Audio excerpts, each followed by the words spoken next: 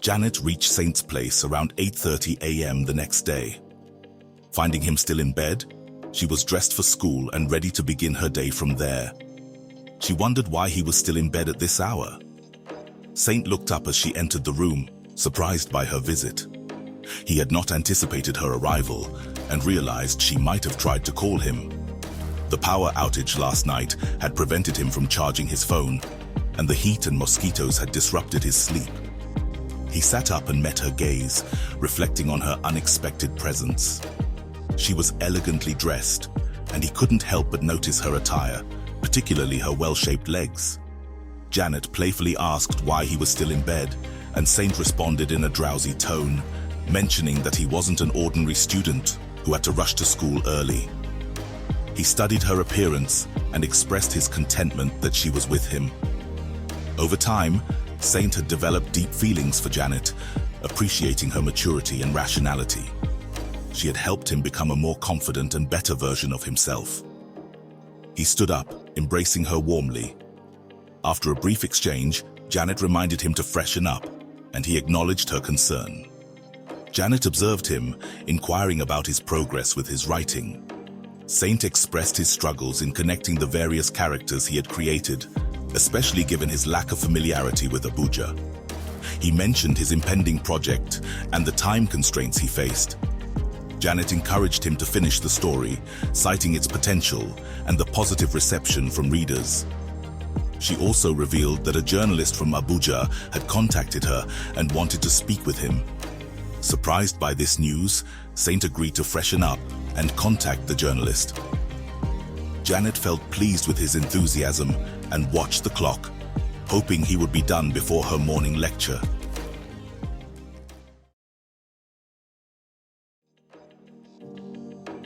At 7 a.m., Inspector Lucky lay in bed beside his wife, awake and deep in thought about the ongoing case.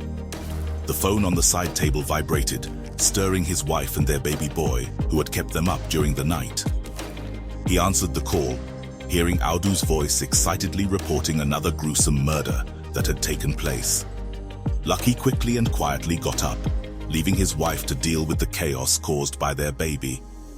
She had shown concern about the case, and he wouldn't want to bother her with the latest news this morning. 15 minutes later, he arrived at the crime scene under the new flyover at Lukba Junction. A crowd had gathered, causing a traffic jam along the airport road. Despite the chaos, road safety officers were managing the situation. The victim's image was haunting. A female body hung upside down, her face covered in blood, a result of deep cuts all over her body. The sight sent shivers down Lucky's spine. Abdul was already there, and he climbed up the flyover to meet him. Rotimi called Lucky, inquiring about his location. Lucky informed him of his presence at the crime scene.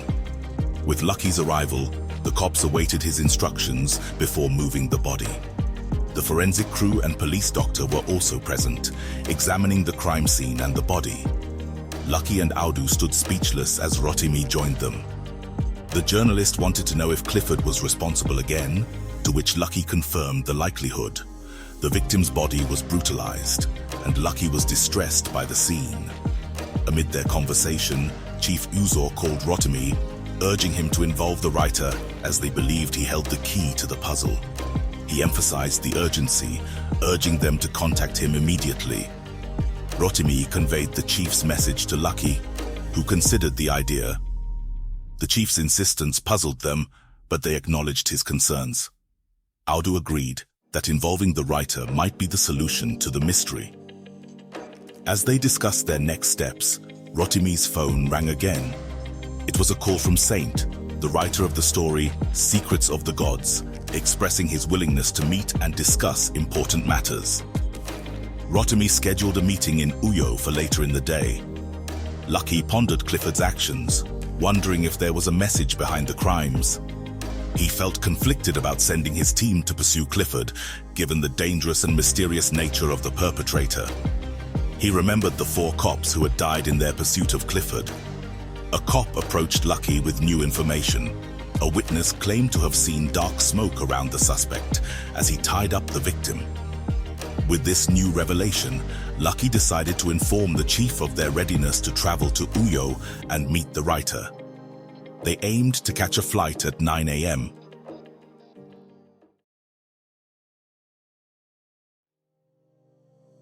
Odion stepped out of the car at the school's main gate, widely known as the Beautiful Gate. It was an entirely alien environment to him, a monk from the monastery. Arrangements had been made by the chief monk for a car to take him to this destination. Before Odion could leave, his master shared some wisdom. Trust your instincts, ignore distractions, practice meditation when confused, and stay attuned to your inner spirit. These words were etched in his mind as he entered the car.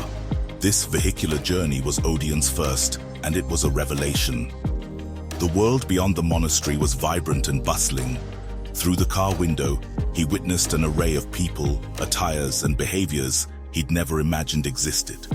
The outside world was a stark contrast to the disciplined and uniform life he had known. During this journey, the writer's spiritual energy seemed to guide him, almost like a beacon. Clad in a flowing red robe and rubber sandals, his head freshly shaved, Odion emerged at the university's entrance, drawing curious gazes. These stares were foreign, even uncomfortable, but he held his demeanor unwavering. He had been trained to associate discomfort only with wrong actions, not unfamiliar surroundings. With unwavering confidence, Odion navigated through the campus, as though he possessed an internal map. His destination was the psychology department. Before he entered, he decided to ask for directions, choosing a student who had just exited the building. Politeness marked his inquiry about the whereabouts of the writer, but the student appeared baffled by his appearance. Entering the department building, Odion was guided by the writer's potent spiritual energy, which seemed to lead him unerringly. Inside, he spotted the writer engaged in conversation with an older man. Not wanting to interrupt, Odion observed them briefly and then withdrew, finding a peaceful spot under a mango tree, the favored resting place for psychology students between lectures. The intensity of the writer's spiritual energy continued to intrigue him.